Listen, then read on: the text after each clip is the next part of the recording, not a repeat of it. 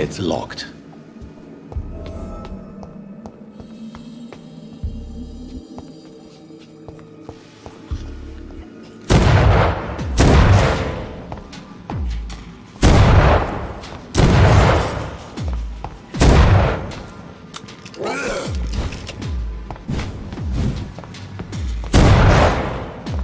Behavior is similar to the infected William Bishop. Must be the same strain. This sickness moves faster than influenza.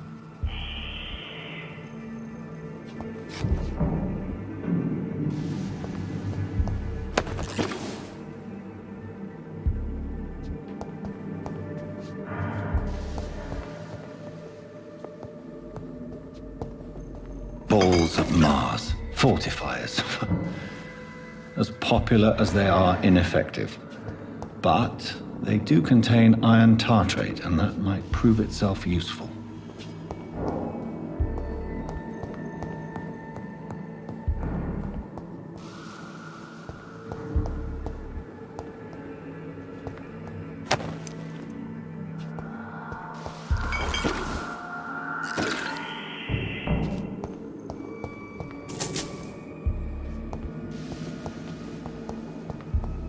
I cannot enter.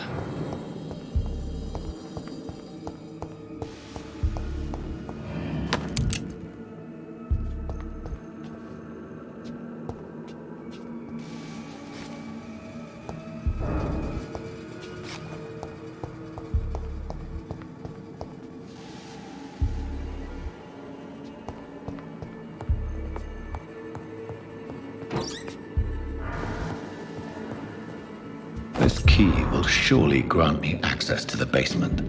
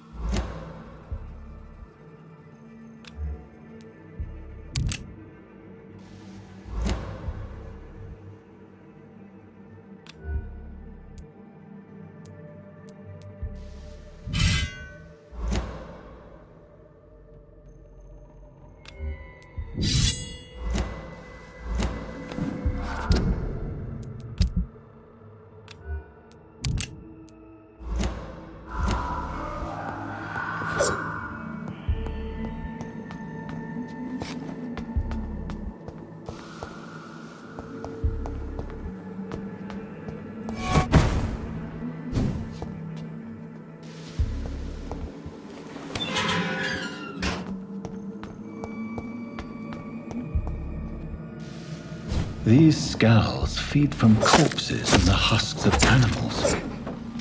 They're not after blood.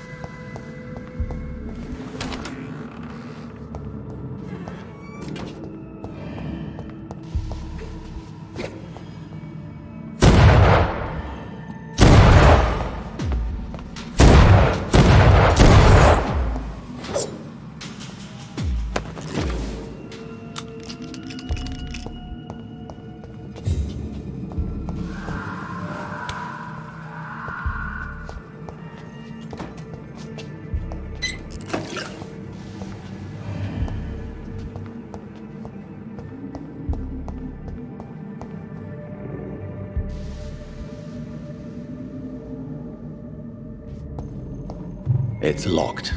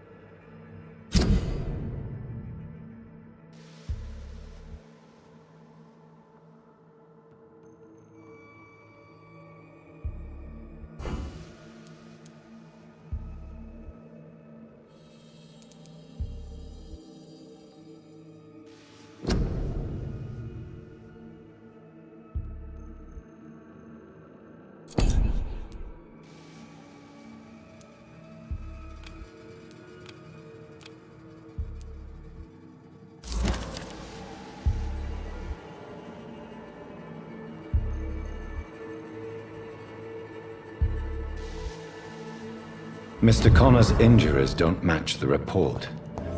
I'd better look into this.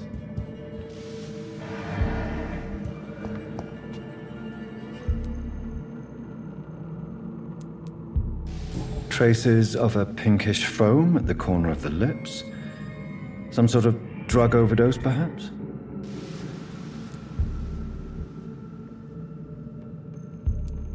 The chest was originally opened to perform the operation.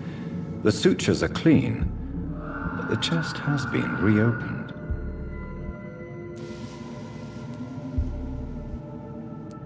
Multiple abrasions and scarring on the arms and legs. Old and distinctive injuries of a sailor or a fisherman.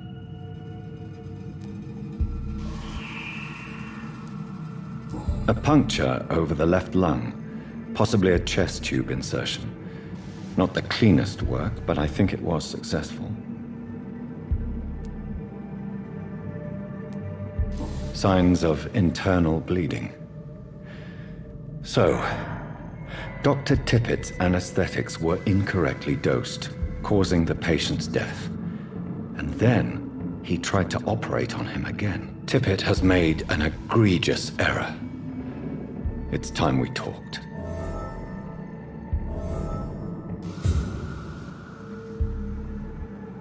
Tippett has made an egregious error.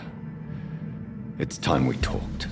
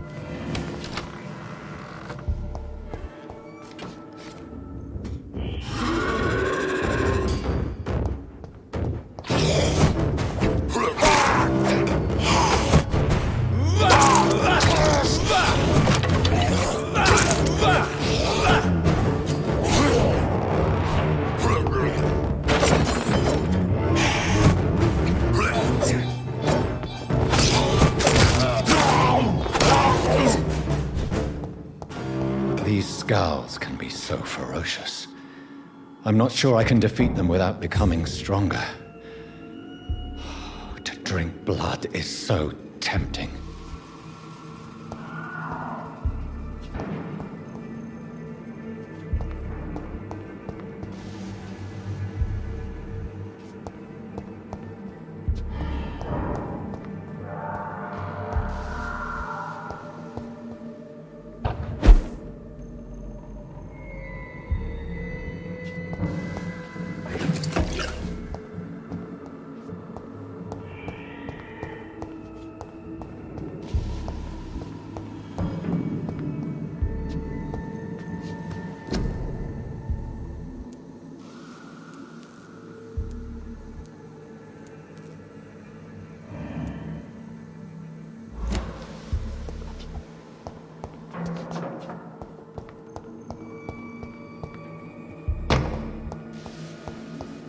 Sodium hypochlorite. Dangerous to administer, but efficient in the proper dosage.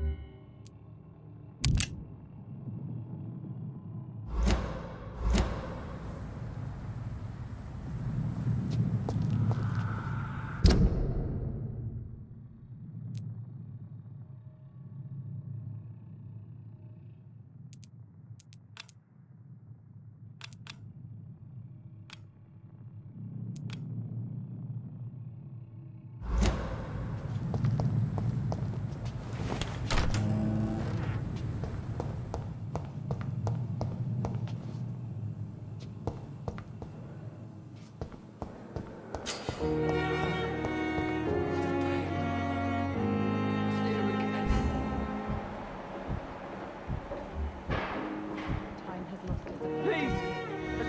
suffering continues.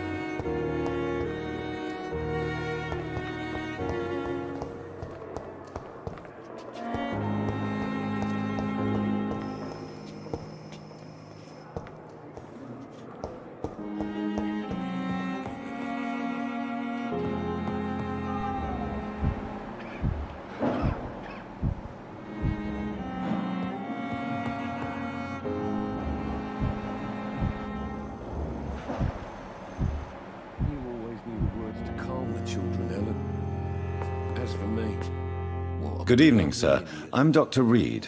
I believe we're going to be colleagues. Reed? Yes, I've been informed about your arrival. I'm Waverly Ackroyd. Welcome aboard, I suppose. Does my arrival inconvenience you in some way, Dr. Ackroyd? Let us just say that I don't particularly share Dr. Swansea's enthusiasm for hiring you. What we need here are reliable professionals, not overrated dabblers.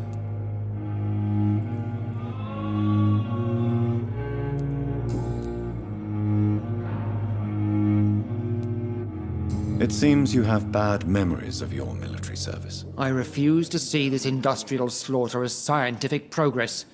War only reveals the worst in men. We can at least agree on something, Dr. Ackroyd.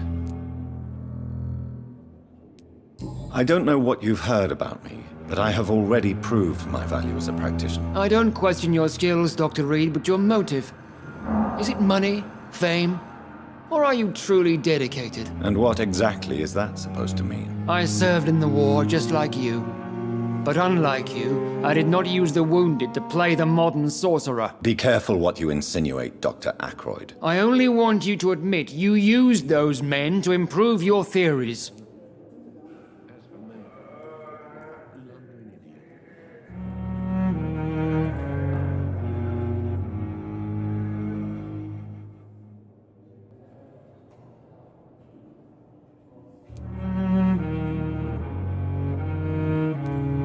I don't see any reason why I should justify my actions to you. That's true, Dr. Reed. The only judge has to be yourself. The question is, are you judging yourself hard enough?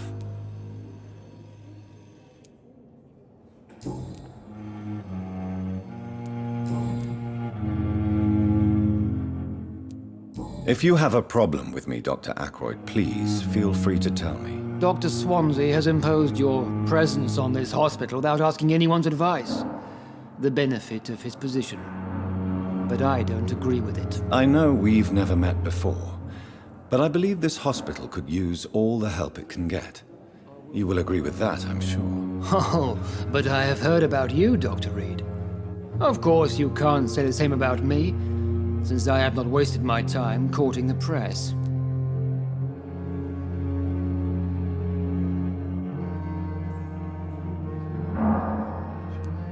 There is no need for such animosity between us. Don't you think the epidemic is already enough to deal with? That is one point we could agree on. And that is precisely why I want to be sure that you will be of help to this hospital, instead of a burden. Since your tenure in this hospital is longer than mine, perhaps you can tell me more about this place. Let's just say I'm tired of the carelessness around me. I have always respected the skills of Dr. Swansea, but over time his enthusiasm has become displaced. Carelessness? Exactly what are you talking about? We're here to save lives. The people who trust us are not volunteering for experimentation, they're here to be healed. I don't intend to run any radical experiments, Doctor. Even if I, as any good practitioner should, express an interest in pushing the boundaries of medical research. Modern medical methods were created through audacity and ego. But there are rules in our line of work, and they're here to protect our patients.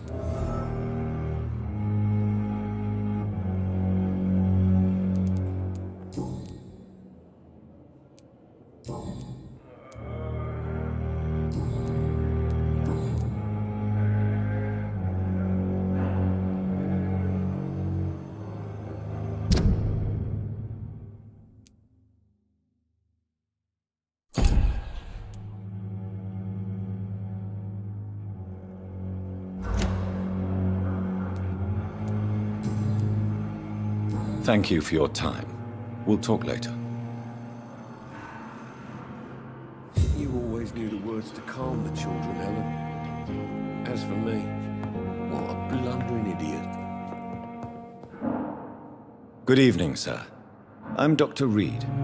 May I help you? I don't know if a third opinion is needed. Your colleagues are already arguing about my condition. I see. Would you mind telling me more about your situation? I'm Harvey Fiddick. All I want is to get me bloody arm fixed properly.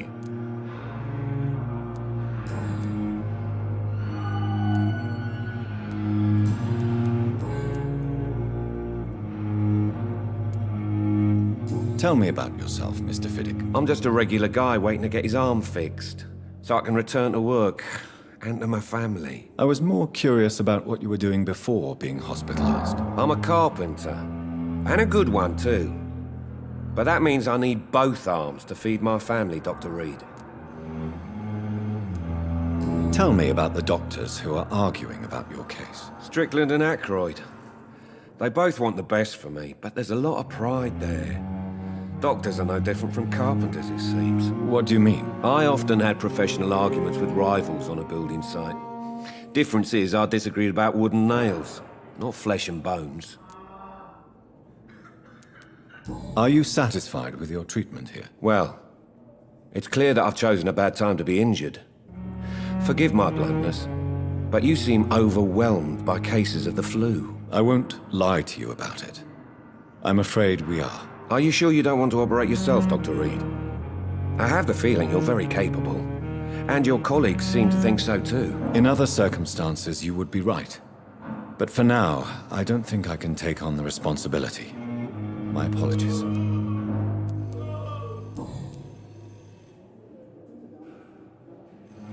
Goodbye for now, Mr. Fiddick. I'll see you later. I will not let you down, my boy.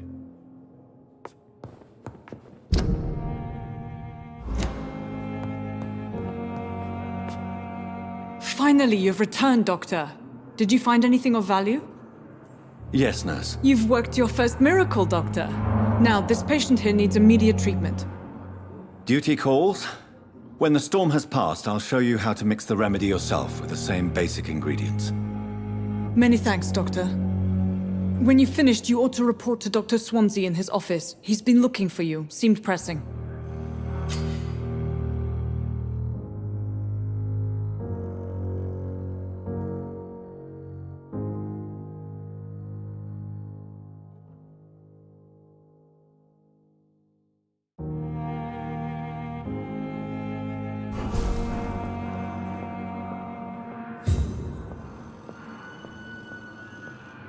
You always knew the words to calm the children, Ellen.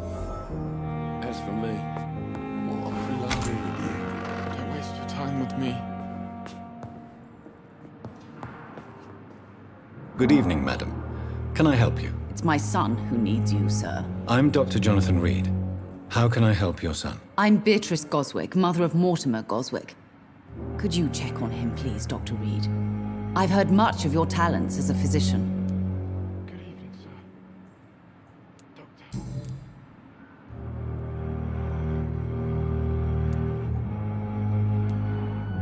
What do you think of your reception here? Any complaints? I have had the uttermost reservations about this hospital since we arrived. But we had no other choice, considering the state of emergency. Is there something in particular that's bothering you? Some of the staff were not especially welcoming. I suspect they're not accustomed to dealing with patients of such social standing. I'm all right. What can you tell me about yourself, Mrs. Goswick? Not much to say. Just take care of my Mortimer and I'll cover all the expenses. That's all that matters. May I ask if you have an occupation, Mrs. Goswick? I'm a teacher by profession. I teach young women who are more ambitious about their futures than their families. Are you really that rich? Most of the patients here are of a more humble origin, if I may say so. Yes, thanks to my husband. May he rest in peace. I can cover any needed medical expenses. Tell me more about your arrival at the Pembroke Hospital. What gave you such a bad first impression? The ambulance driver was quite rude, for a start. And that nurse, Miss Hawkins, seems to have quite a dubious attitude. What do you mean? She managed to secure a bed for my son despite the epidemic. It was a relief, but it wasn't cheap.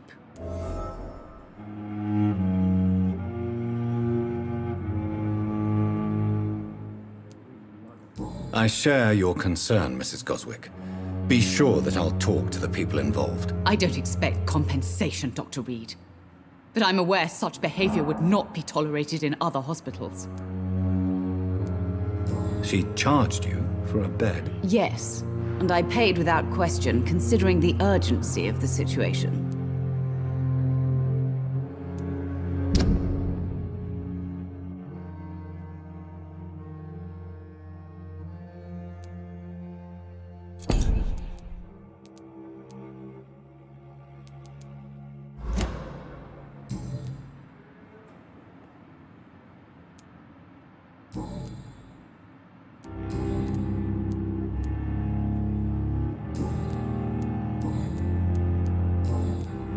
Goodbye, Mrs. Goswick.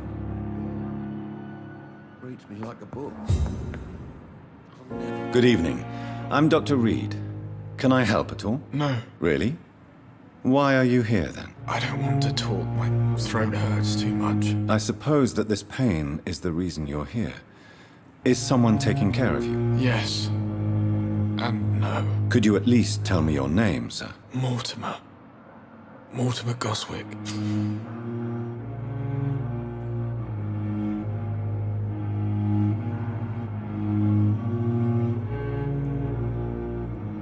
Do you need any help? I'm afraid I may, sir. I don't mean to be a burden. You are not a burden, sir. Healing you is my responsibility. And you have my gratitude for that.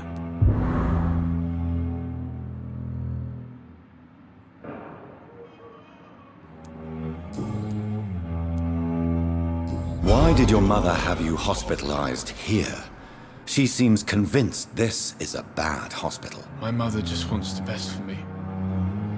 She won't rest while I'm here. She'd go all the way to hell and back to help me.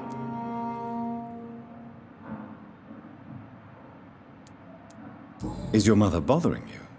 As your doctor, I can ask her to leave you alone if you would prefer. That's tempting, Doctor. But you have no idea what my mother is capable of. She would tie herself to my bed if you asked her to leave.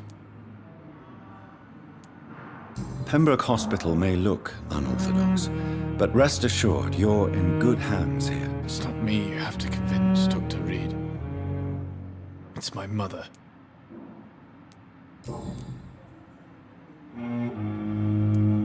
How painful is your throat, Mr. Goswick? So painful I'd rather not talk at all, Doctor.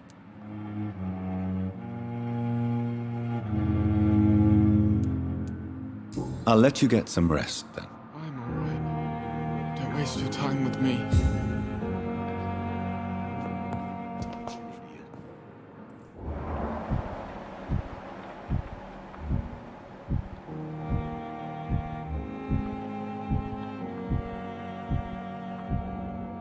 My sweet girl. Reads me like a book.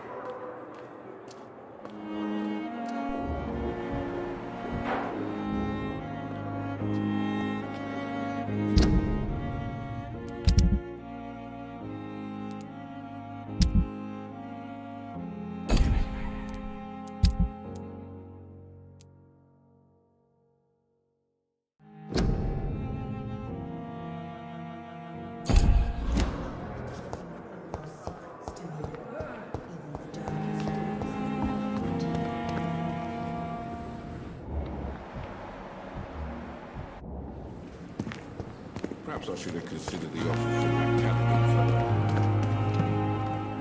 fellow. Good evening, Dr. Tippett. Dr. Reed, any good news to share?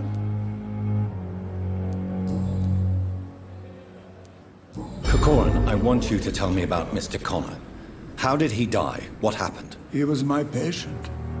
He died because of my mistake. That's the blunt truth.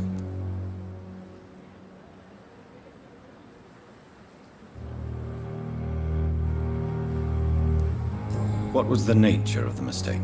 It was a twofold error.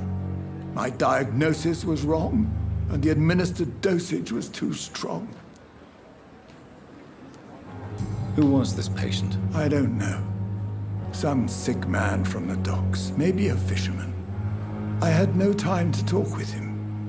No one claimed a body. Why not stop practicing? Are you mad? I killed that man, I admit it, and it won't happen again. I have saved so many lives since then.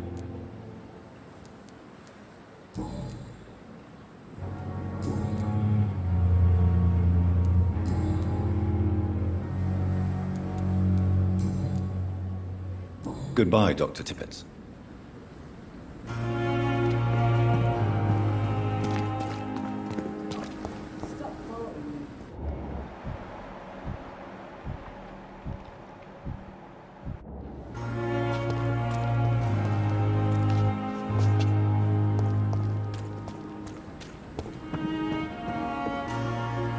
Good evening, Nurse Brannigan. Good evening, Doctor.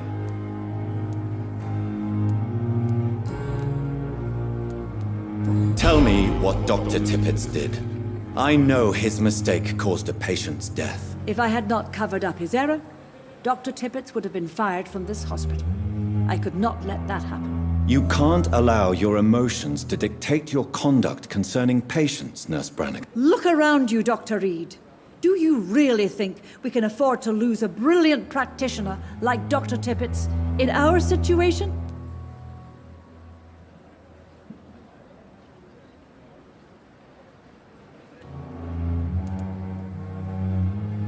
I can't say I approve of what you did. But as a field surgeon, I know that some situations require you to bend the rules. I'm not proud of what I've done, but to contain the epidemic must be our priority, so we can't afford to lose Dr. Tippett.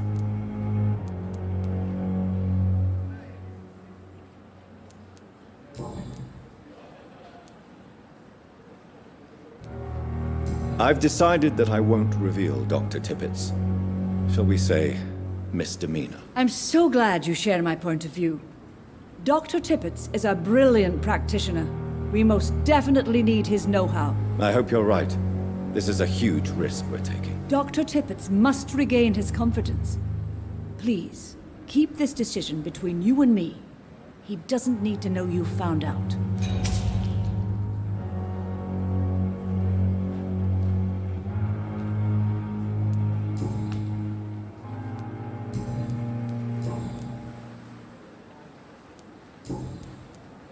Goodbye, nurse. Call me if you need assistance.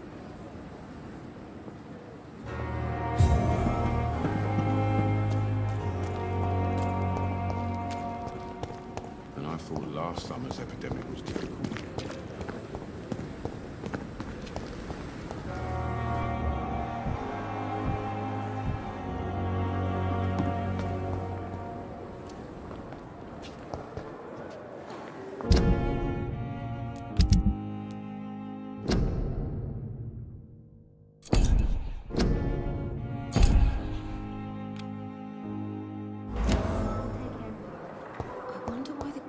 Came here in the first place.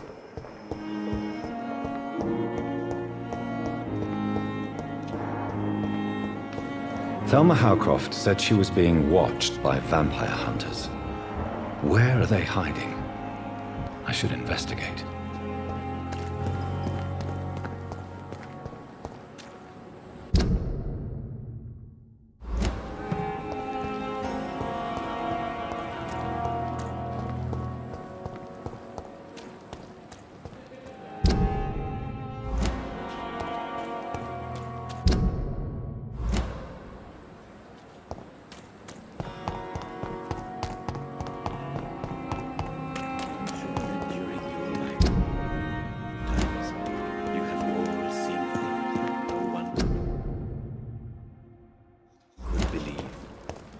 It's locked.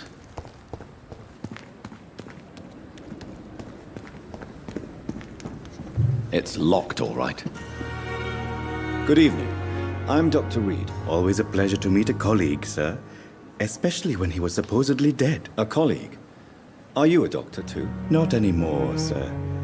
I used to be Dr. Rakesh Chadana. Now, I'm just Mr. Chadana, pawnbroker and humble guardian of this morgue. What do you mean, you used to be a doctor? Was your license revoked? No, sir. It is just that I like to be precise. I run a little pawn shop while taking care of the dead. But I used to be a real doctor.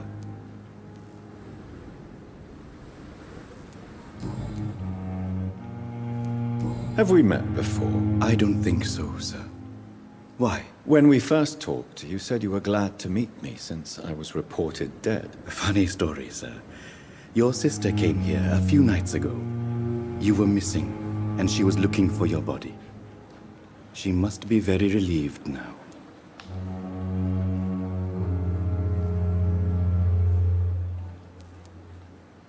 Do you work here alone? Yes, very easy work, sir. All I have to do is watch a few bodies. The situation was very different when the main morgue was still open. Why do you have to watch these bodies? Because these poor fellows have no names. We keep them in case someone comes looking for the missing. Sadly, very rarely happens. Why close the hospital's main morgue? It was for sanitary reasons after the beginning of the epidemic. Cadavers had to be moved to the nearest mass grave. Are you afraid or uneasy being surrounded by so many corpses? Why should I? These bodies are empty vessels. Flesh left to decay. Poof! No soul anymore. All gone.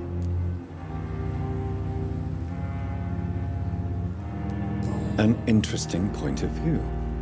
And quite an exotic one, too.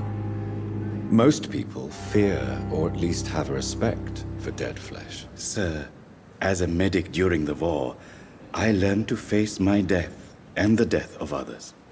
It's the pain we have to tame, not death itself. How did you get this job? After I left the army, I worked as an undertaker down by the docks. A dangerous place with many an unpleasant business there. Milton Hooks helped me get a job here.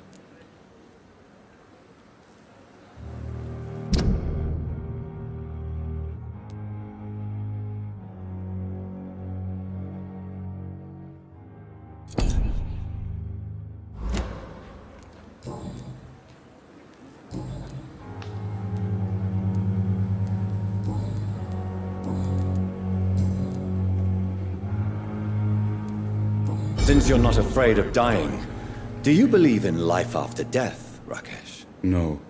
I believe we must do all the good we can while alive. For our time is short, and the obstacles are endless. Do you think you would enjoy immortality as a concept? I don't think so. Don't mistake me. I love life, and I'd like to live a long life. But everything has to decay, sir. Even goodwill.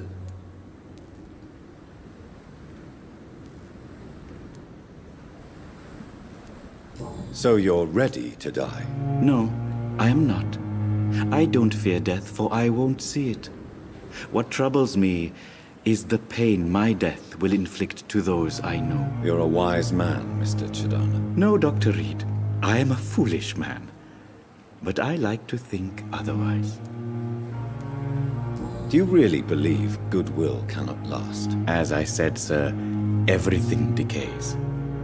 If I was to never die, goodness, I would be bored or worse. And I like to be helpful, sir. Quite depressing, wouldn't you say? Yes, but the good news is we'll all die before losing our humanity, sir.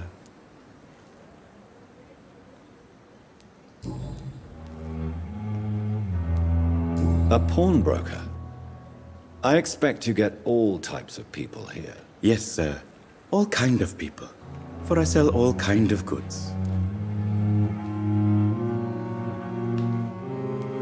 Who comes here to trade with you? It's very unhygienic, even unsafe. Diseases can spread. For the customers, for the hospital. I'm very cautious, sir.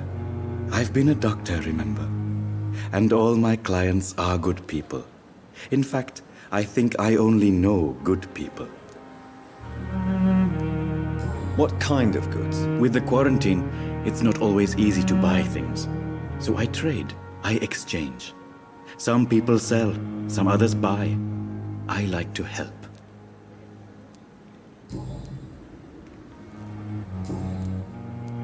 Please show me what you have to sell. Of course. It's just trinkets and curios, really. But I'm sure they can be useful.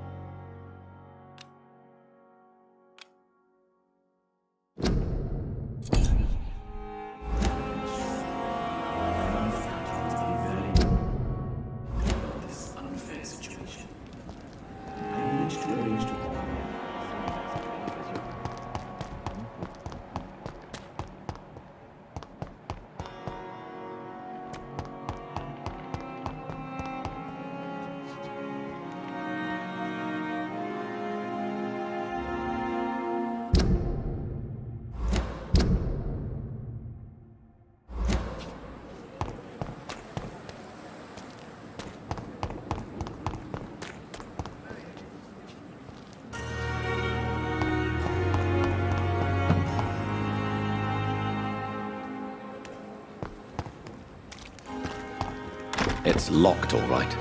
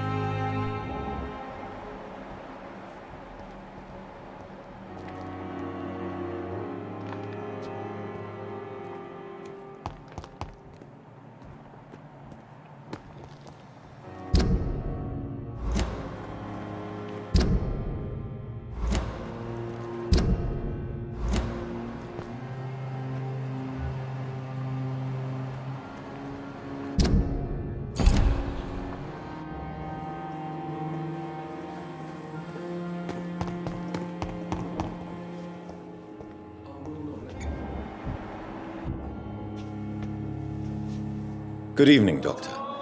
I believe we're going to be working together. Dr. Reed, Dr. Swansea informed us of your arrival, but I could not dare to believe we'd have such good fortune. Such an honor, sir. Thank you. And you are? I am Thoreau Strickland, Dr. Thoreau Strickland. I'm a great admirer of your work, Dr. Reed.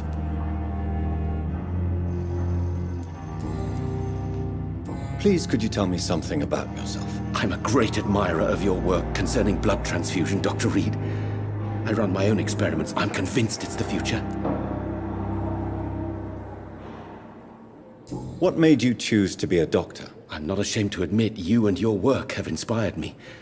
I am honored to have the opportunity to work by your side.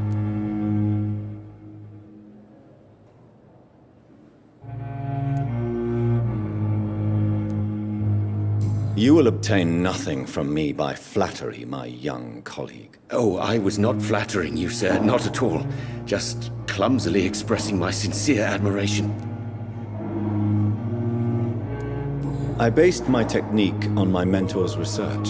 He helped me perfect my method. What is yours? I'd rather not talk about it.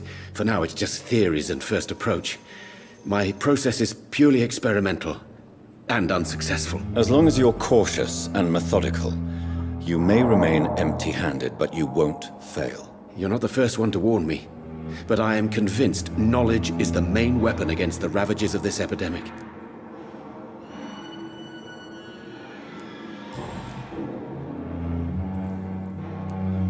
What do you think of Dr. Ackroyd's aversion to modern medical methods? It's a shame he's so narrow-minded. Dr. Swansea taught me that science is about exploring uncharted territory. I'm convinced that's true. With the influenza and all that's going on, you should put your differences aside, don't you think? Why is it so difficult to work together? I believe that if Dr. Ackroyd had been the one to discover the transfusion process, he would be the first to recommend its use. So you believe it's just a question of jealousy and pride? Dr. Ackroyd is as proud as he is blinded by his obsolete concept of medical science. What can you tell me about the Pembroke? Well, it has always been an honor to work with Dr. Swansea. But with your arrival, I can't think of a better opportunity to learn about blood transfusion. You seem quite optimistic. It's a rare and precious attitude in these difficult times. I'm convinced that this epidemic is a test of endurance and dedication for us men of science. Questions remain about our capacity to resolve the situation. True, true. Last summer, during the first wave of the epidemic, I used to joke with Milton about the extra work. We're not smiling now. Do you need help with anything in particular? Well, yes, maybe.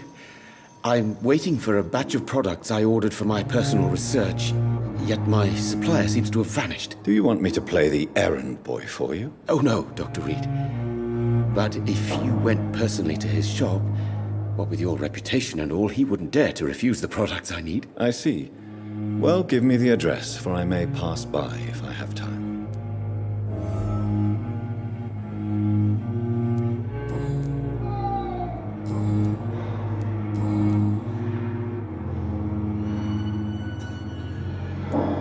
Tell me more about your willingness to experiment with new medical techniques. Harvey Fiddick is a patient suffering from a severe injury that could cripple him if not treated correctly.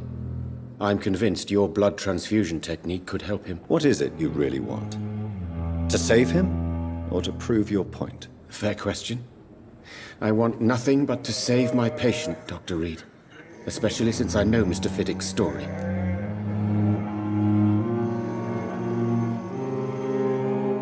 Tell me Mr. Fiddick's story. Our first diagnosis was compromised because Mr. Fiddick lied to us about the real origin of his injury.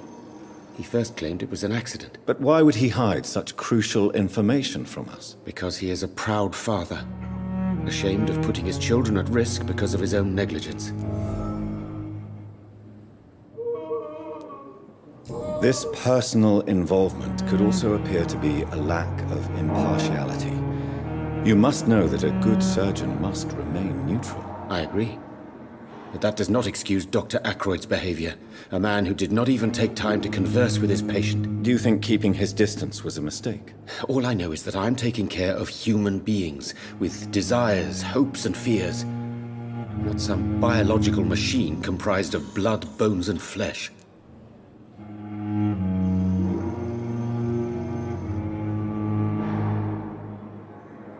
Do you need my medical attention, dear colleague? You don't have to worry about me, Dr. Reed. I am here to assist you, not to be a burden.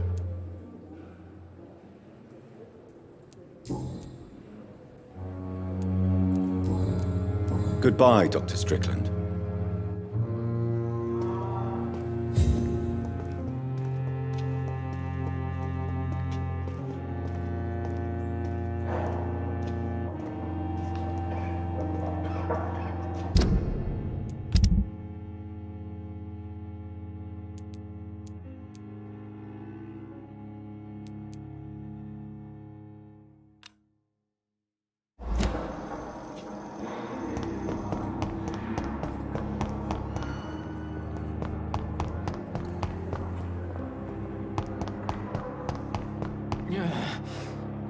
Damn.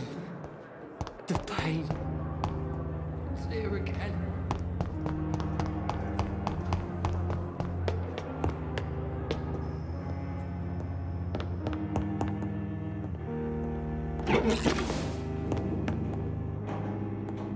I cannot enter.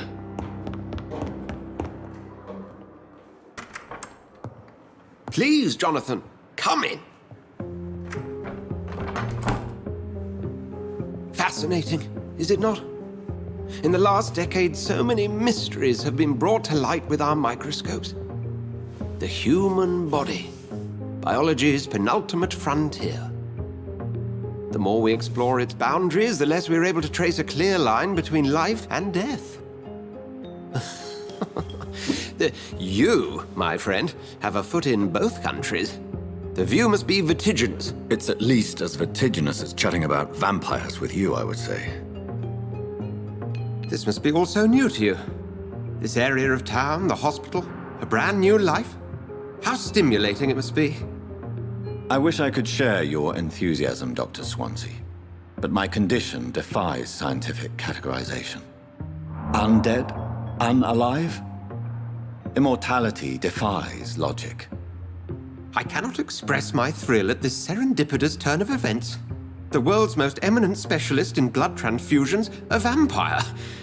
One might say a gift from heaven.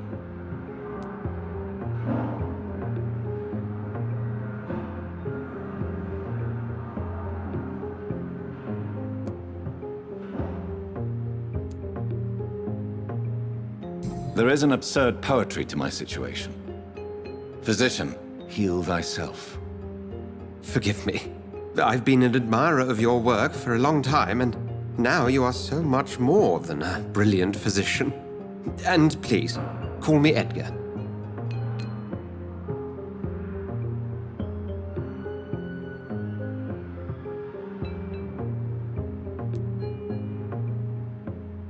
There is no need to apologize, Edgar.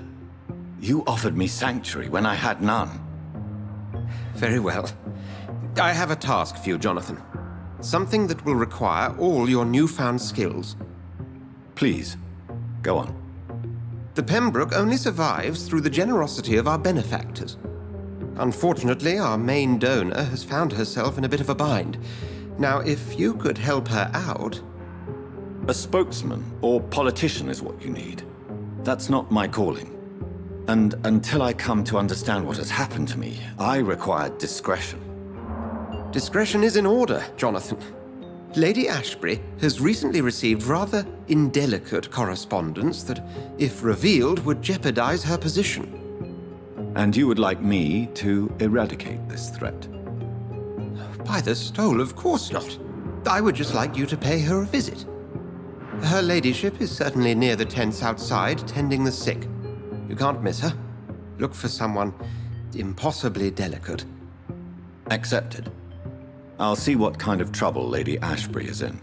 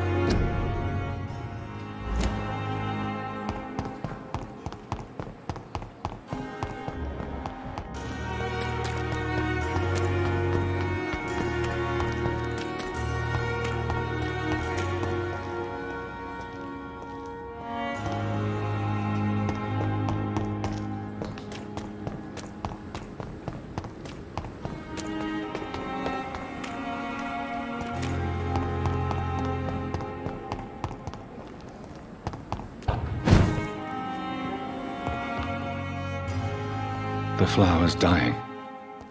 It needs water.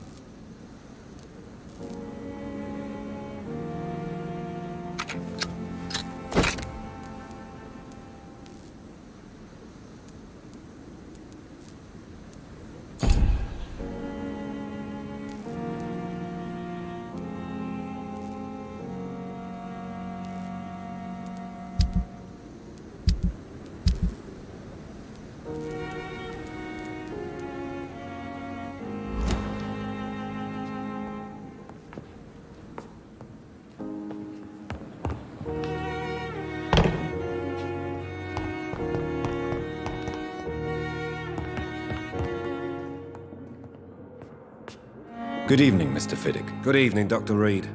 Any news about my operation?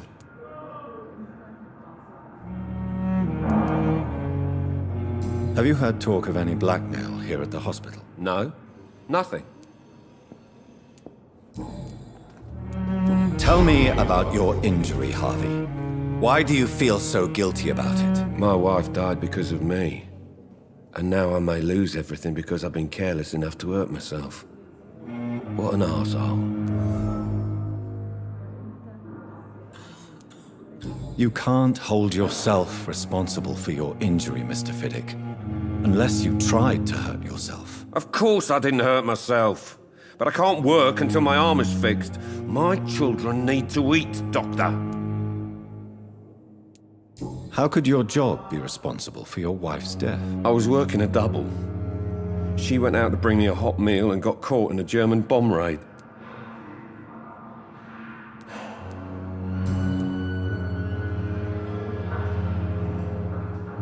Is there anything else that's bothering you? Can I help in any way? I'm all right. Considering the state of this place, I should consider myself lucky, I guess.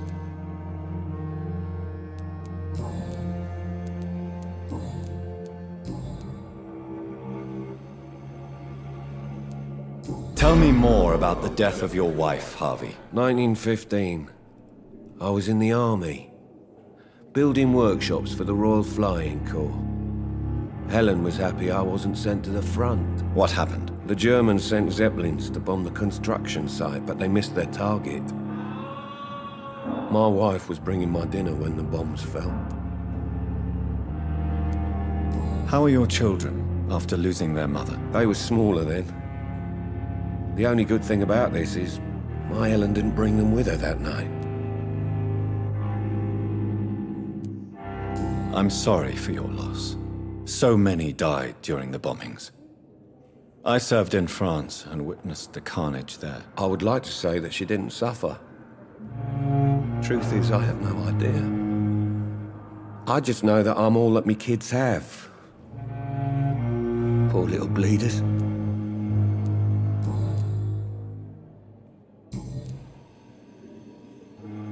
Goodbye for now, Mr. Fiddick. I'll see you later. I will not let you down, my boy.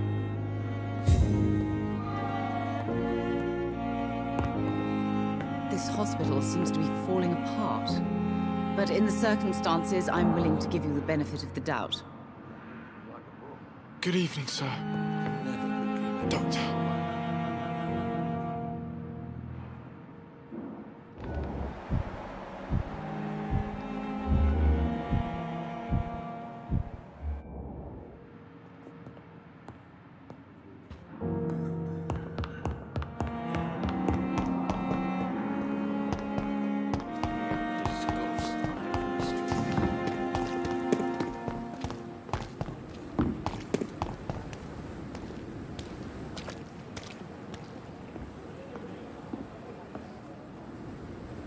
The flu took my dear wife, Emily. I take comfort knowing we'll soon be together again. Mr. Rainfield, that's no way to talk. You're in good hands here, and we'll be up again soon enough.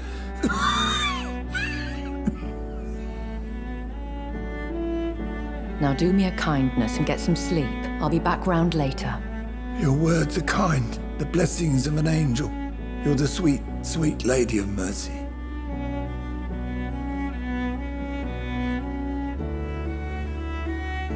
Good evening, Dr. Reed. It's a pleasure to see you again. You seem surprised. Dr. Swansea has brought me up to speed concerning your recent appointment to Pembroke Hospital. You're a vamp... The lady who saved me that night, before vanishing into thin air. I remember you from the pub with Dr. Swansea. Indeed.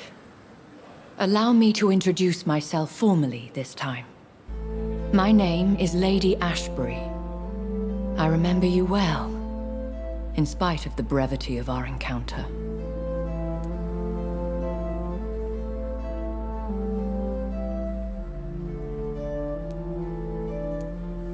Apologies. You've taken me by surprise. I'm very happy to see you. The pleasure is mine, Doctor. I hope you're more disposed to answer my questions now. You must have countless questions, but our rather urgent matter first. Swansea has explained. My cover, if you prefer, has been compromised.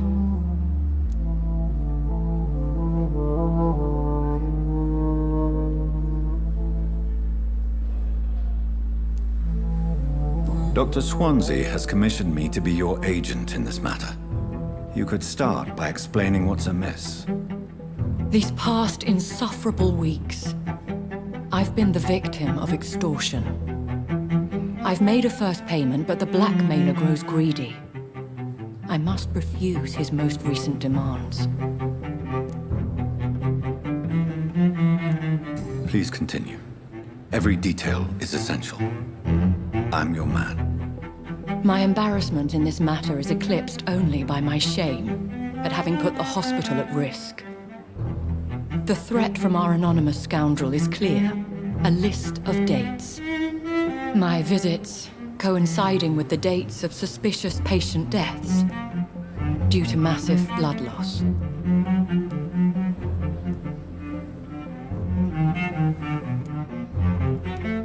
I'll take care of it. Do you know where I should start? If that was the case, I'd settle the matter myself. You could talk to our local gossip, Harriet Jones. Not a pin drops here without her hearing about it. I'll meet that woman now. My life, as others know, is in your hands, Dr. Reed. I'm sure of your discretion, but I do fear your powers of persuasion will be put to the test. When this is resolved, I'll be your obligé. I'll answer all questions in regards of your condition.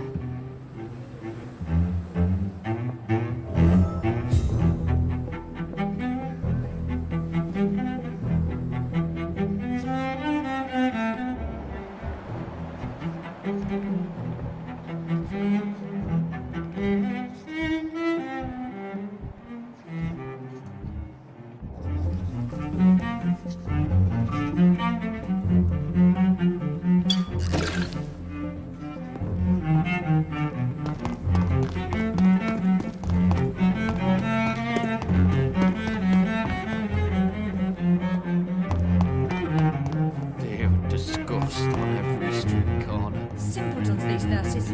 Bred with no respect.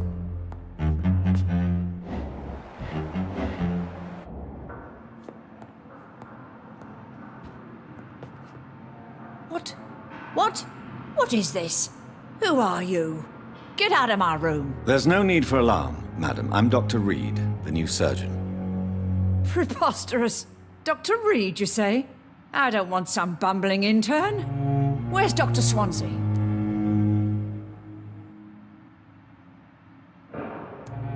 Please, calm down, madam. I assure you that I am highly qualified. I'm just back from war duty. How brave. Threatening an old defenseless woman. You know how long I've been a patient here? You've picked the wrong fight. I'm Harriet Jones. Harriet Jones? Indeed. I've been meaning to have a chat with you. You know what goes on here better than any other patient, I gather. Oh, better than any patient, nurse or doctor. I've seen so many vile undertakings. I heard there have been some despicable goings-on. Was there a case of blackmail? Blackmail? Wait. You're investigating something. This isn't a social call. One of those incompetent cunts slit a poor sod's vein.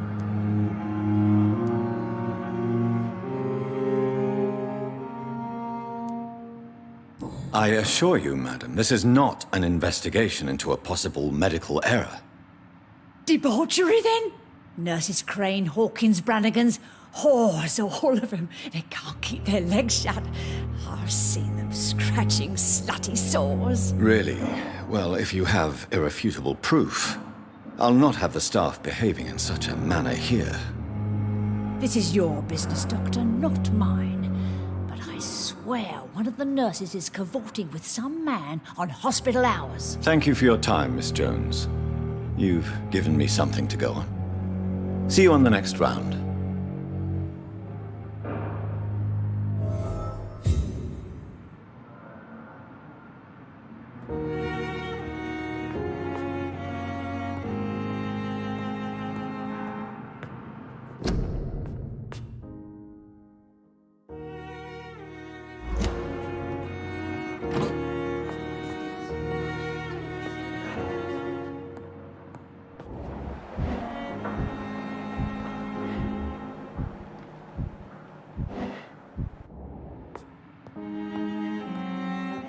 The patients and staff might know something. I'll start my investigation with them.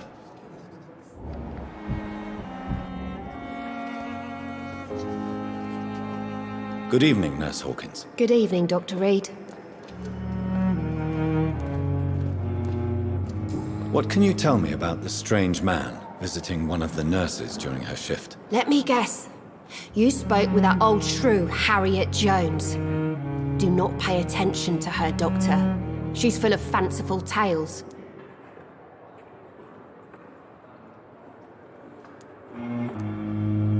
She could have been telling the truth about the mysterious man. That old witch will end up in hell soon enough. Who cares if a nurse finds some happiness where she can? No matter how you feel about her, Miss Jones deserves our help. Who says I don't care for her? Hate is what keeps that old crone alive.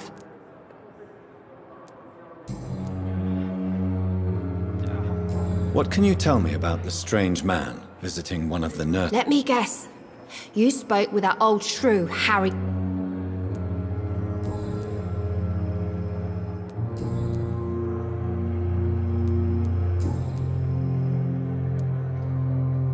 Goodbye, Nurse Hawkins. Fear and disgust on every street corner.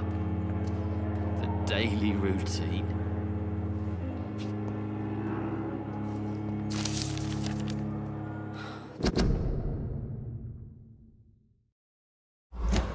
So many deaths. And what of my own life? Damn. The pain. It's here again.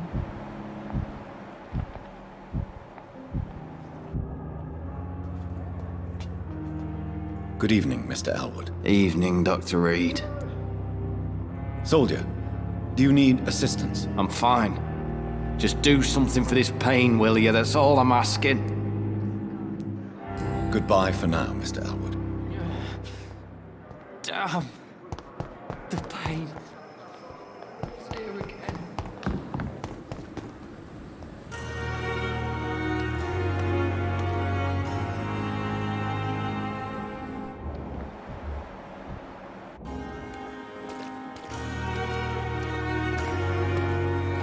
Good evening, Nurse Brannigan. Good evening, Doctor. Have you seen a strange man visiting any of the nurses here? I've never heard of such a thing, Doctor.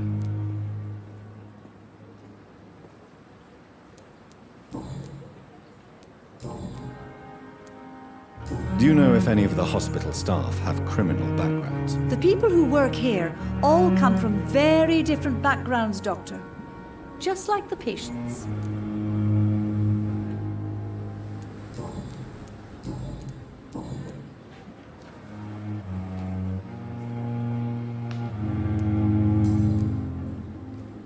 Goodbye, nurse. Call me if you need assistance.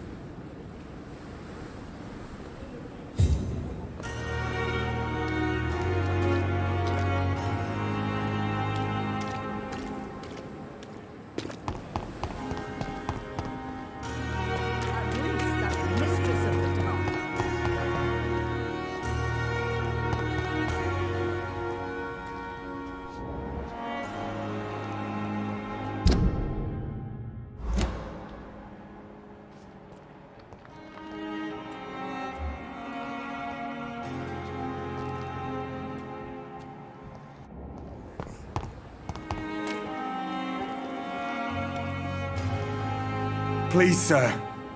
I need help bad. What's going on? I'm Blight, sir. Newton Blight. I've lost my mate. Can't find him anywhere. I'm Dr. Jonathan Reed from the Pembroke Hospital.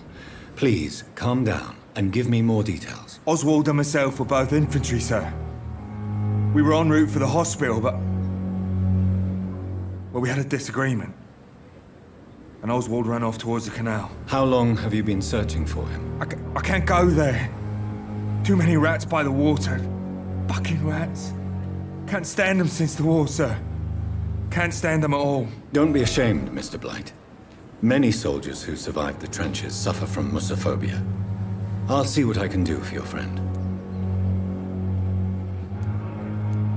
This is a dangerous part of town. What are you doing here? We were looking for the Pembroke Hospital. We both need help. Treatment, I mean. To get some sleep. Just need to feel better, sir. Where was your friend the last time you saw him? He went down by the canal. He didn't want to go to the hospital. I think he went to the sewers on purpose. So I couldn't go after him. What can you tell me about your friend? His name is Oswald Thatcher.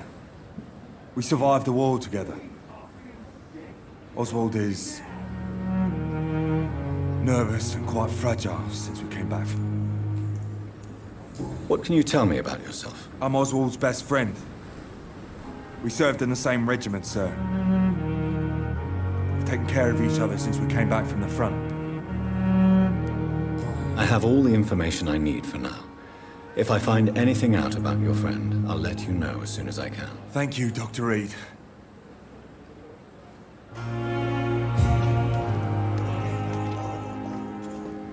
He's really pissed me off this time.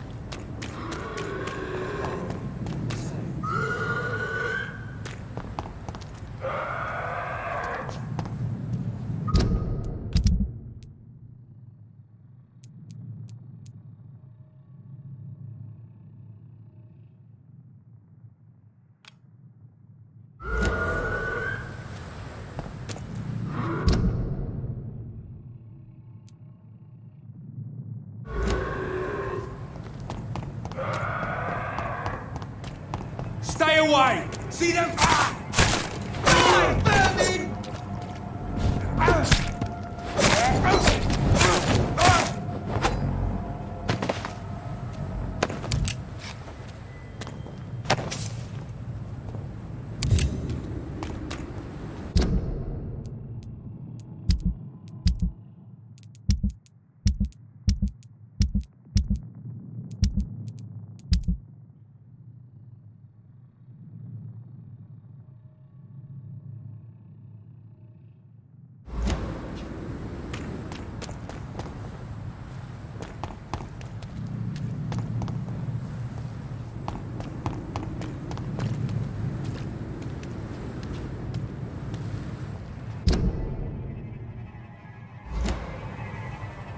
Sorry, sir.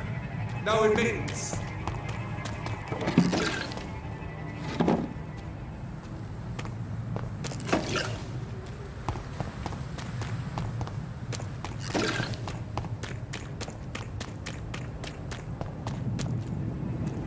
He's mine! Over there! There's one of them.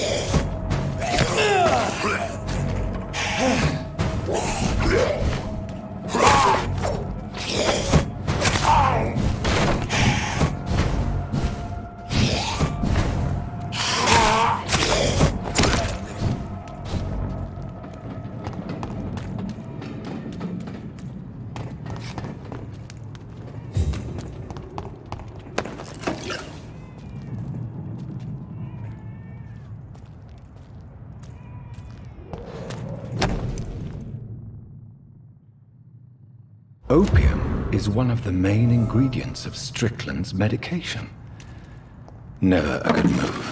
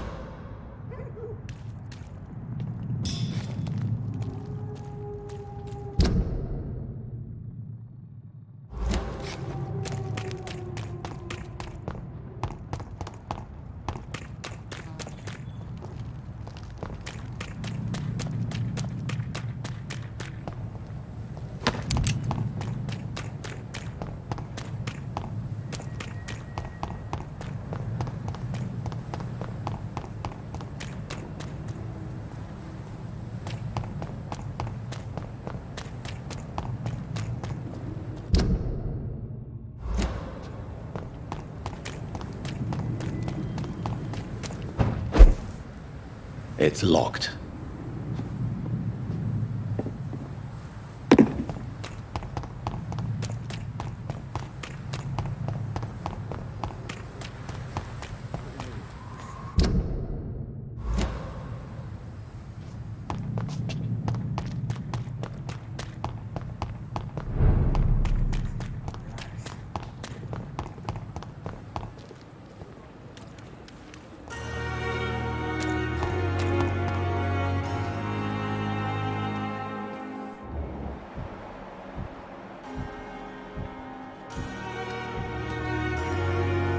Supposed to be an hospital?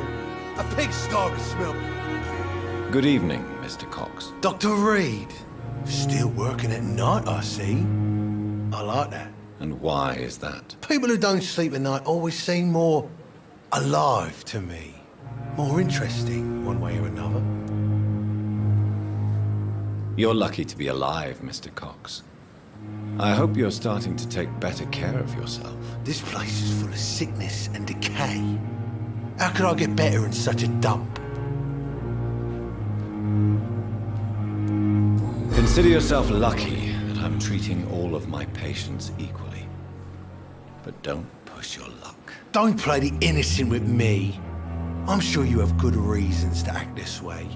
And also weaknesses that can be exploited.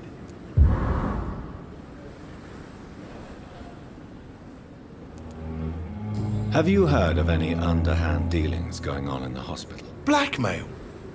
That's not my style. Too risky. The black market, though. Now that's where the money is.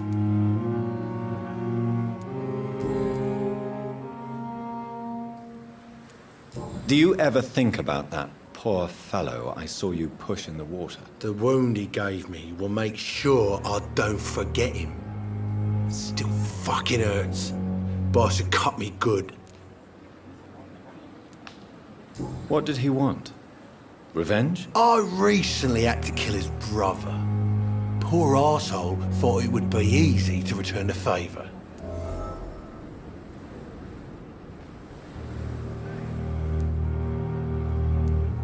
Only the strongest survive, then? Survival at all costs. Is that all you think about? I'm the toughest bastard you'll ever meet, Dr. Reed. And I don't give a fuck what you think of me. That man was determined to murder you. You almost died. What a surprise. The first time I met him, he nearly shit himself. Fucking coward. I guess revenge gives you balls. How is your hospitalization going, Mr. Cox? This is a shitty place with shitty staff. But as long as I'm treated all right, I'll be fine. What's wrong with the Pembroke staff? That bastard you sent to bring me here, Milton. I thought he was going to break all my bones before I reached my bed. I see. Any other smart comments? The nurses aren't too ugly. Especially that foxy one, Nurse Crane. Pretty brunette, tough attitude, all like that. What's wrong with the hospital? Come on, Dr. Reed. The place is a dump. Smelly, sad, and dirty. But you're alive thanks to the efforts and dedication of the staff here, aren't you? What are you expecting, a medal? I thought that saving lives was just part of the job. Must be an unsatisfactory profession at this time, I'm sure.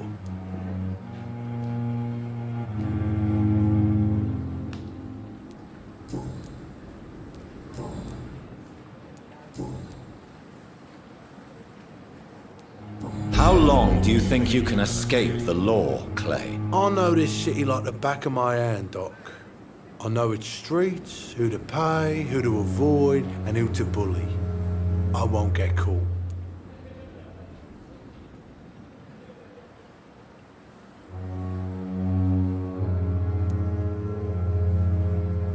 We can't escape the consequences of our actions. The past catches up with us in the end. I ain't afraid of death. I don't hide who I am. I live my life honestly, which is more than I can say for most folks. And who are you, then? I'm the leader of the Wet Boot Boys. One day, I'll leave this shitty place and punch in the face all who thought I would not come back.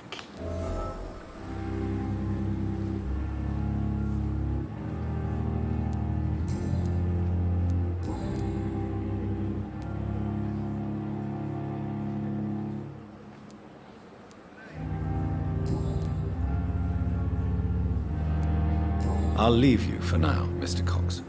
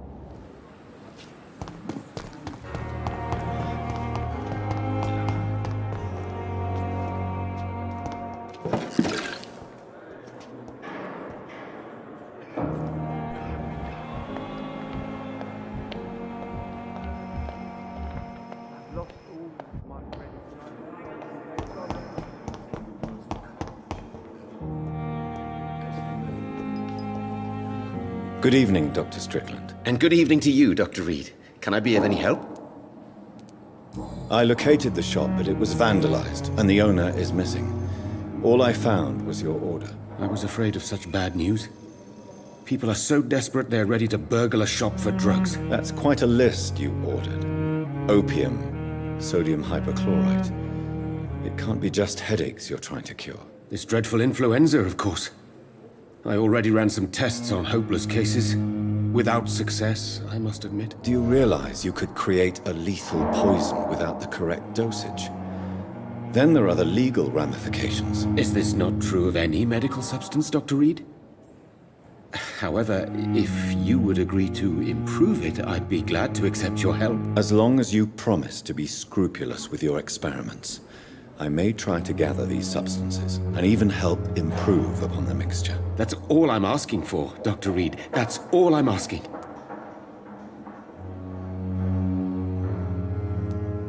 Have you heard any talk of blackmail going on in the hospital? If you're running some official inquiry, you had better question the patients. They know more than the staff, especially old Miss Jones.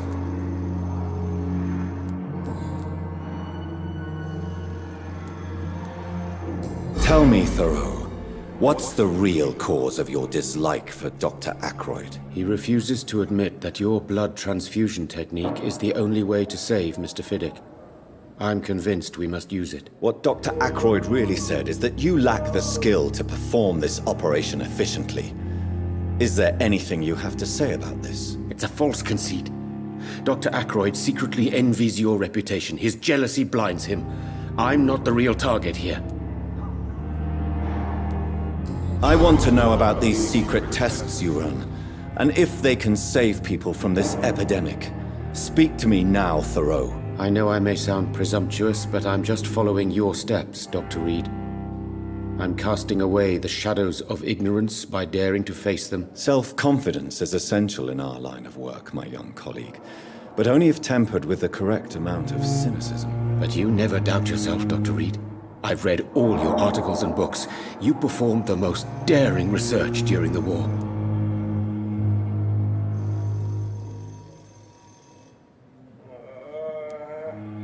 Don't you think we have enough work already? Perhaps now is not the best time to be chasing shadows. Chasing shadows, really? It's funny those words coming from the only doctor here who has spent more time outside this hospital than in. Tell me more about your willingness to experiment with new medical techniques. Harvey Fiddick is a patient suffering from a severe injury that could cripple him if not treated correctly. I'm convinced your blood transfusion technique could help him. What is it you really want? To save him, or to prove your point? Fair question. I want nothing but to save my...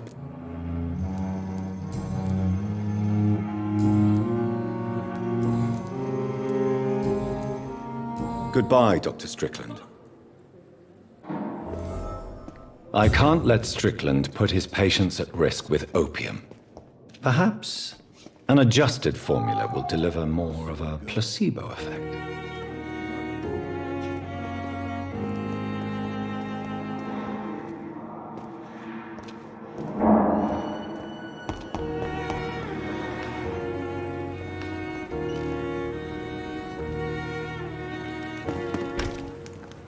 I'm sorry you ended up on my plane and called medical It's bench. locked, all right. I understand you must be very angry about this unfair situation. I managed to arrange to have you buried in the same mass grave as your wife. I hope that might help.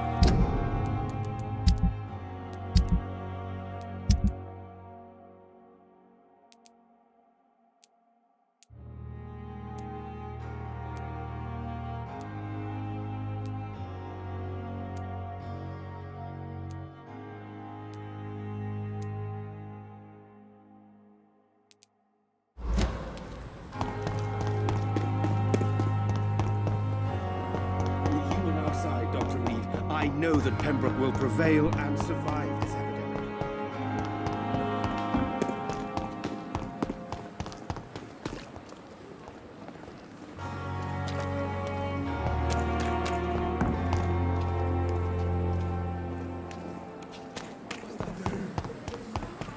What must I do?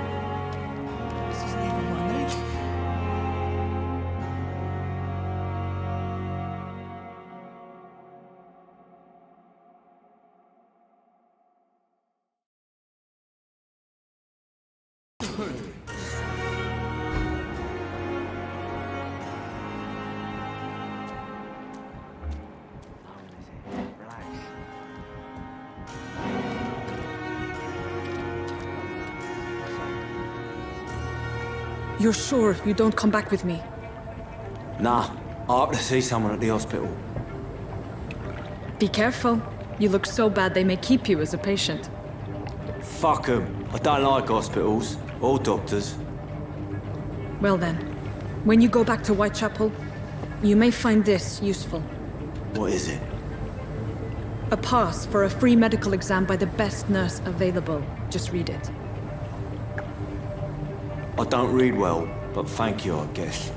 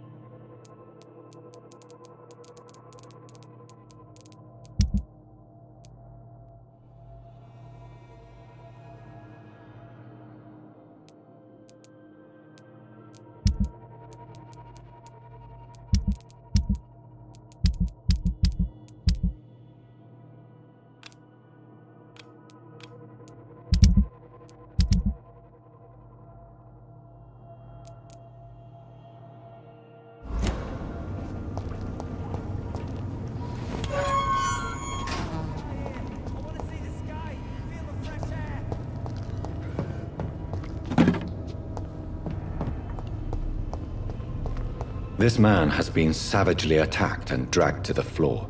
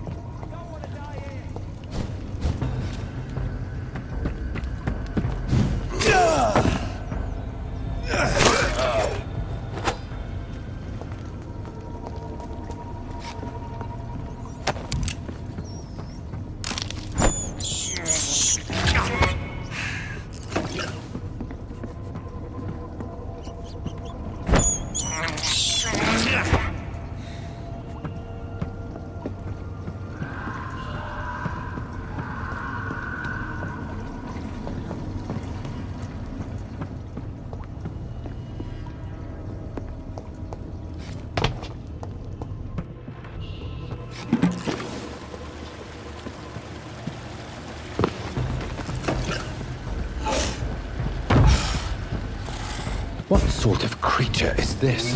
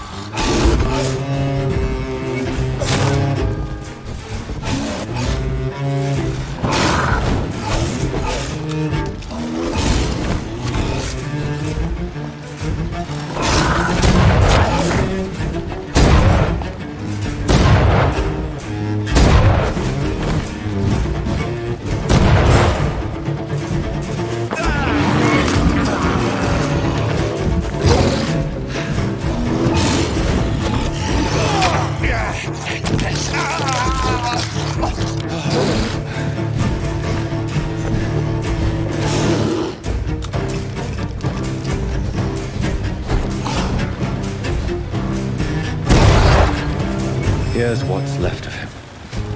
Not a lot to check, but I should anyway.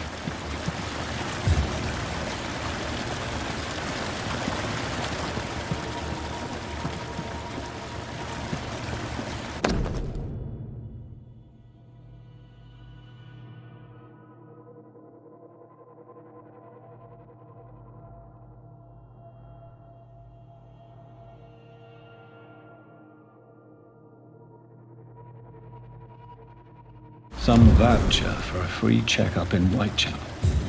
What is Nurse Crane up to? I really must find her.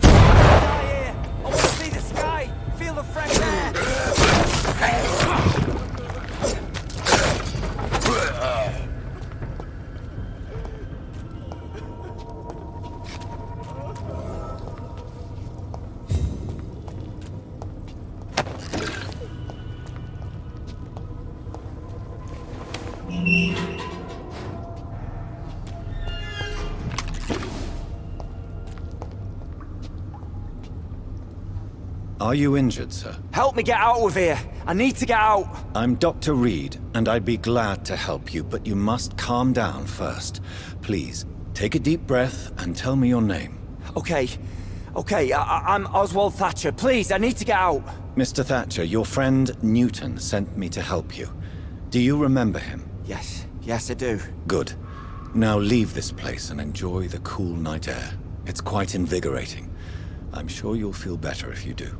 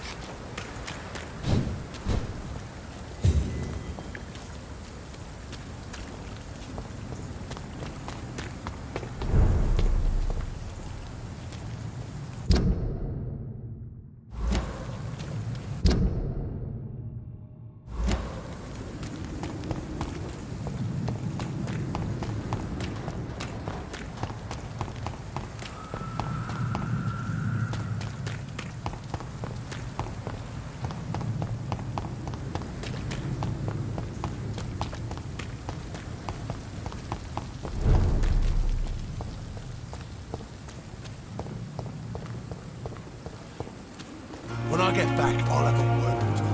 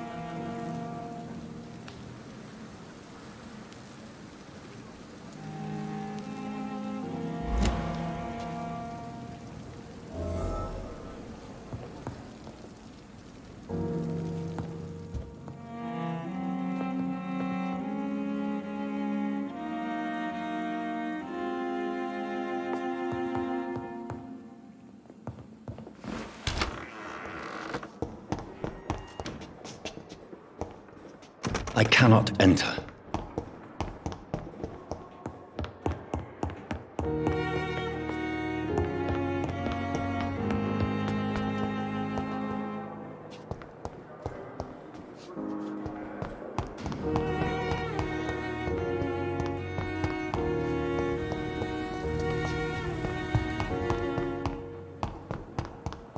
It's locked.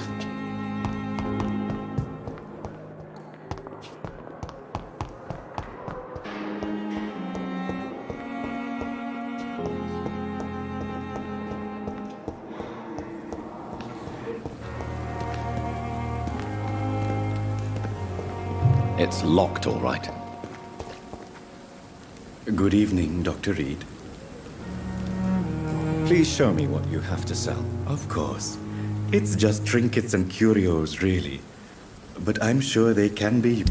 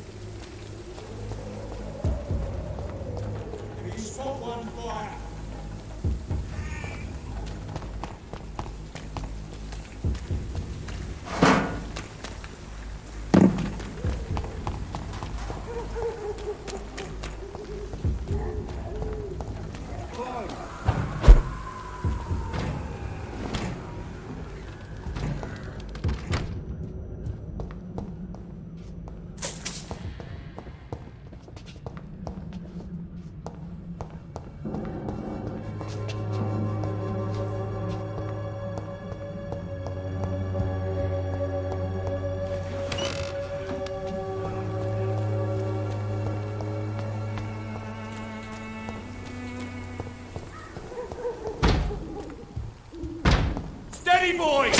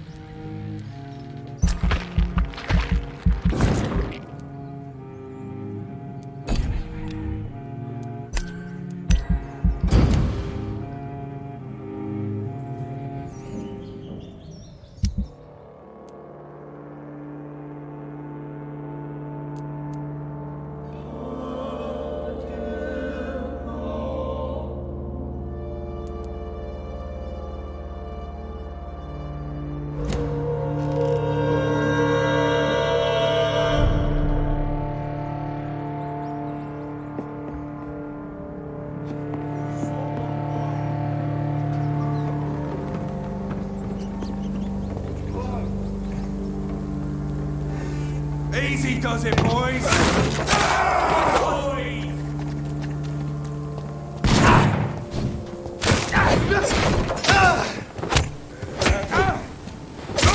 Filthy fucking beast!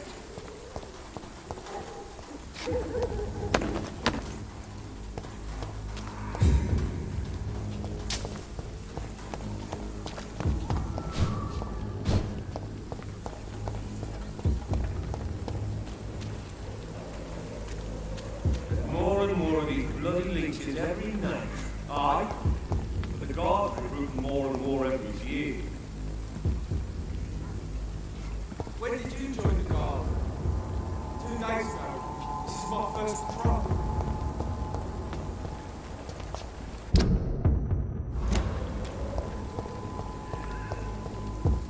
Smells like rotten meat. I'm here, I know it.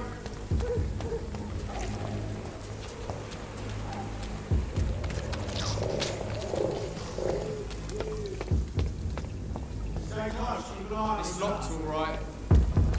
You! Get back in the grave! Die, vermin!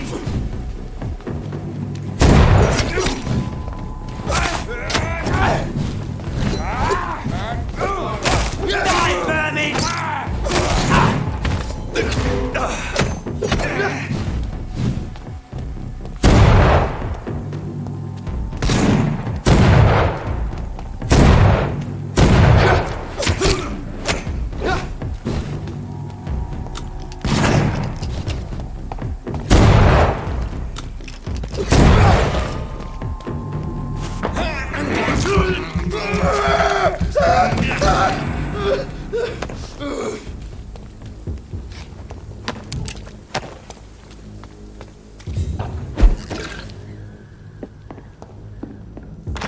cannot enter.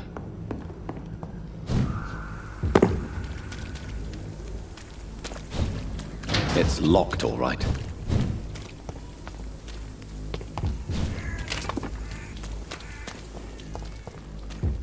More and more of these glitches every night.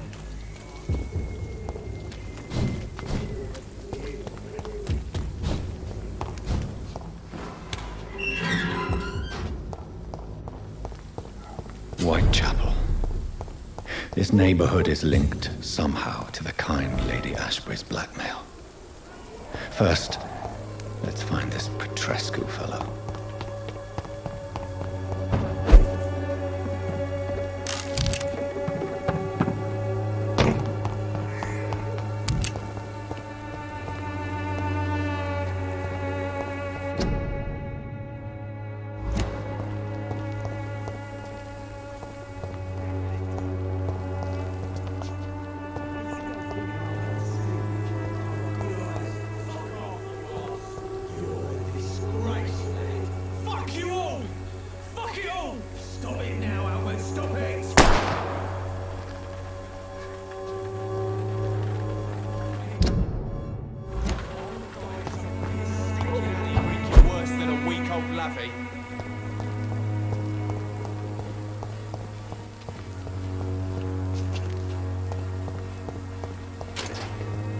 Someday you'll understand. You've wasted... What? Shooting a boy in the middle of the street. Not the best thing to do, wouldn't you say? What? You saw what happened? Who are you? I'm Dr. Reed, and I'd like to ask you a few questions, if you promise me to set your gun aside. No. Look, I'm not a violent man. I'm Benjamin Palmer, doctor. And no one can help me. Not even you. I have found a very interesting letter.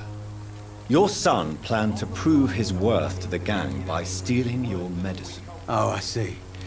So the little bugger thought he could use his dad to build a reputation. The gang's recruiter was dead when I found him. Perhaps you should take better care of your son. I love my Albert, sir. Believe me. It's just... well, I'm an arsehole, I suppose. Anyway, thanks for the letter. This is for your trouble.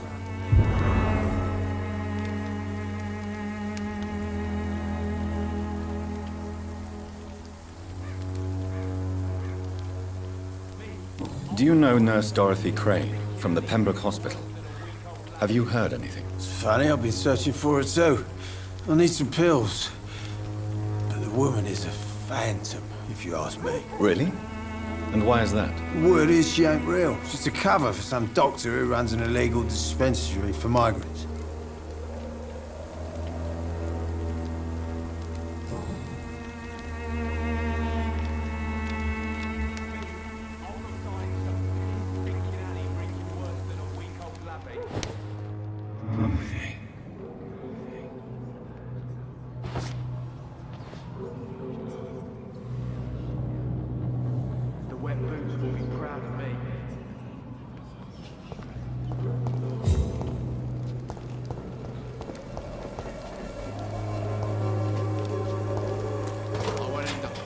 Someday you'll understand.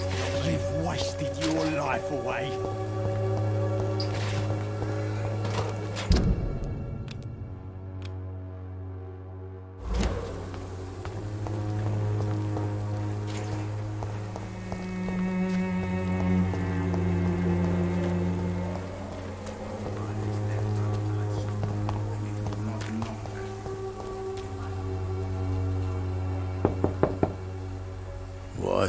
What do you want? Leave me alone. Good evening, sir. I'm Dr. Reed. I'm looking for Nurse Dorothy Crane. There is no Dorothy Crane here. Now, goodbye. I'm afraid this medical leaflet says the opposite, sir. Really? Well, I'm afraid I'm going to close this door right now. Go bother someone else, Mr. Doctor. To enter that house, I must discover who this man really is. Maybe I could start by observing what he's up to. I must insist, sir. Please let me see Nurse Crane. I have no time for you, sir.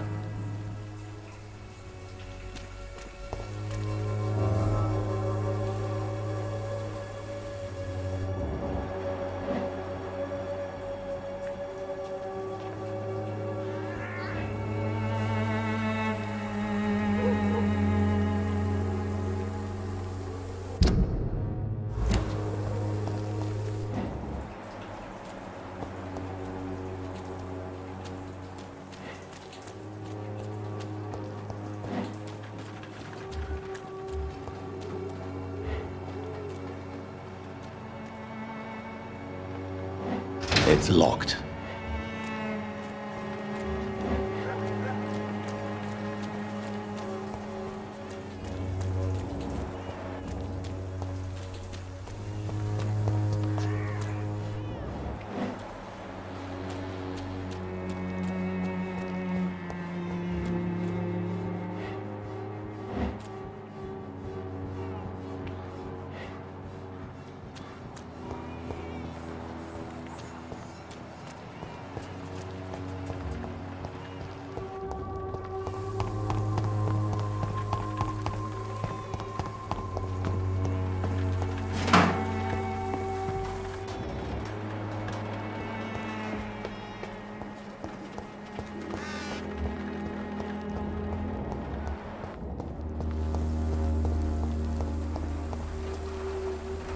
Good evening, miss. Good evening, sir.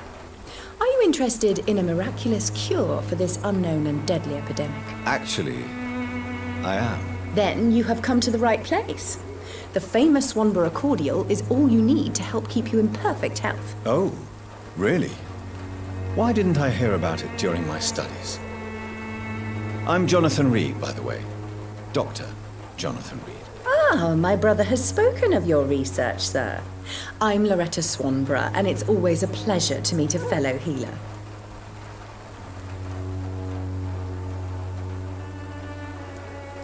Do you know Nurse Dorothy Crane from the Pembroke Hospital? I'd like to know more about her. I don't like to talk about competition. Competition, you say? Never met her, but it seems she provides some sort of medical care to the poor. The whole thing has to be some sort of scam, if you ask me. I'd like to see what kind of medicine you're selling.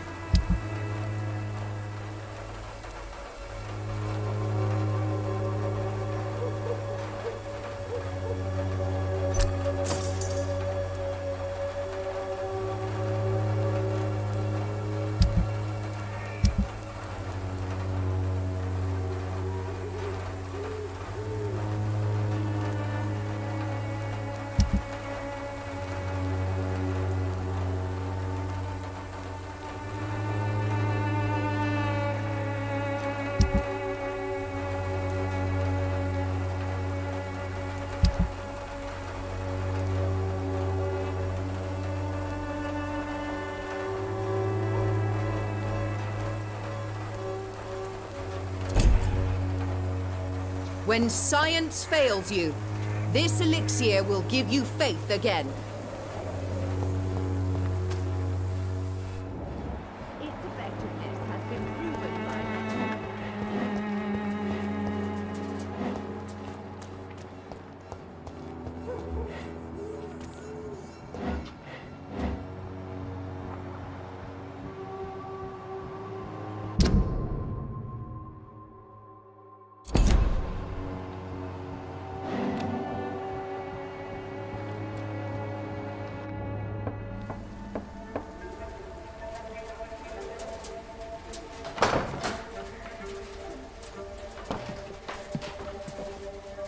A strange man was at the door with a pass for our medical facility. I refused him entry. Darius, how could you know he didn't need our help? His clothes were too finely tailored to be for Whitechapel. Perhaps just a friend of that stray poet who is always about. Richard Nethercott? No, not of the same cloth, this man. I suspect some machination from that journalist. Clayton Darby. Is he still asking questions? Yes. I saw him drifting around St. Mary's Church. I swear he is tracking me just downwind.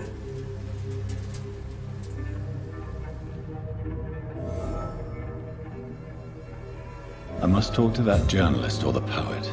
They must know about Darius. Nearby the church they just mentioned.